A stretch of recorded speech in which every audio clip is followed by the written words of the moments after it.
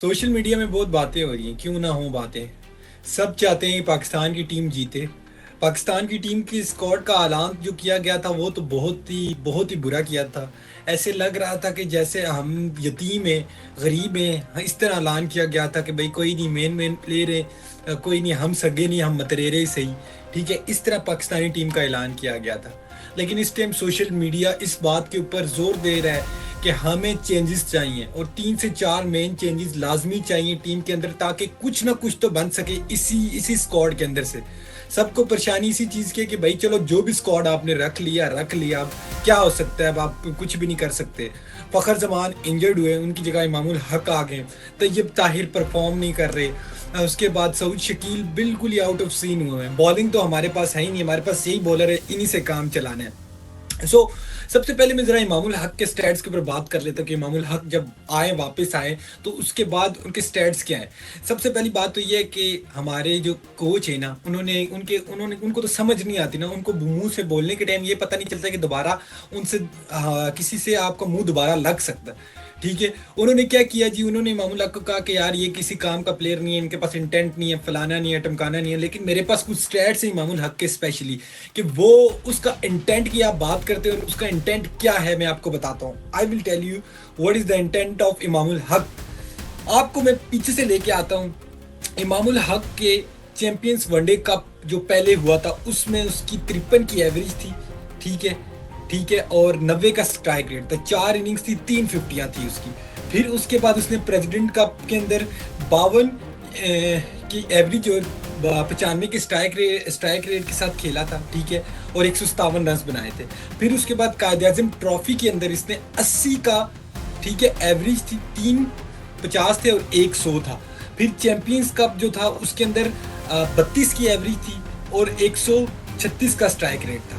फिर उसके बाद वार्म अप जो हमने खेला है, अभी अभी ताज़ा ताज़ा खेला था, ये पाकिस्तान शहीन की तरफ से 98 रन इसने किए थे साउथ अफ्रीका के खिलाफ। फिर उसके बाद प्रेसिडेंट कप के अंदर इसने अभी एक इनिंग्स खेली है और इसको बुला लिया गया था। इनको क्या कहते हैं, फ़खर जमान को इंजरी हुई थी। 158 रन की इनिंग्स इसने पीटीवी की तरफ से खेली थी। ये है। देखा जाए तो इमामुल हक बिल्कुल करेक्ट चॉइस बनते थे और ये बहुत पहले चॉइस बनते थे। बट अब मुझे नहीं समझ आता, वही बात है ना, ये सोच रहे हैं कि शायद कभी कभी जब वो आया था, मैं भी कहता हूँ कि वो शायद पर्ची से आया था, लेकिन उसने अपने आप को मनवाया। फिर हमारे कुछ बड़े बड़े जो यूट्यूबर्स हैं, बड़े बड़े एनालिस्ट हैं, उन्होंने ये बात कहनी शुरू कर दी कि नहीं जी, इमामुल हक तो दोस्त है, पर्ची है वो। लेकिन वो पर्ची नहीं था यार, वो अपनी परफॉर्मेंस दे रहा था। इंटेंट की बात हो रही थी, उसका इंटेंट बिल्कुल ठीक है। आप उसका स्ट्राइक रेट देखें, 90 से ऊपर स्ट्राइक रेट चल रहा है ऑलमोस्ट हर जगह पे। इमामुल हक बिल्कुल ठीक है, इमामुल हक के साथ उनको लाना चाहिए। उसके बाद बहुत सारे लोग बात करें कि तैयब क्या कर रहा है, तैयब ताहिर क्या कर रहा है, आ रहा है और बस मिड विकेट पे कैच दे के जा रहा है। 3 दफा तो वो कैच मिड विकेट पे दे के जा चुके हैं। 3 दफा कैच दे के जा चुके मेरे होते। मुझे जो 2 दफा तो मुझे याद है, और मेरे ख्याल 3 दफा दिए इसने मिड विकेट पे कैच। 2 दफा तो विलियम को दे दिए उसने कैच। ठीक है, और कामरान गुलाम बेचारे के साथ गलत कर रहे हैं। कामरान गुलाम के पीछे जो लास्ट खेला इसने साउथ अफ्रीका के खिलाफ, उसने 63 रन की इनिंग खेली। उससे पहले उसने 100 किया। फिर एक इनिंग्स इसकी खराब ने उसको बाहर कर दिया, एक इनिंग्स। और जिसकी जगह पे बाहर किया वो सऊद शकील है। और सऊद शकील क्या कर रहा, सऊद शकील बिल्कुल ही रगड़ा रेड हुआ है, बिल्कुल किसी काम का नहीं। सऊद शकील ने पिछले 11 मैचों में 150 किया और 9 मैच पहले एक नदरलैंड के खिलाफ 50 की। उसके बाद 22 की एवरेज है उसकी। मतलब इतने बुरे हालात हैं, ठीक है, इतने बुरे हालात हैं सऊद शकील के, और हम इसको खिला रहे हैं। पता नहीं, ये कह सकते हैं सऊद शकील शायद किसी की पर्ची है कि भाई 2023 के बाद एकदम से हमने उसको कहीं से बुलाया और बोला आओ खेलो, कोई बात नहीं, आप तो हमारे सबसे बड़े प्लेयर।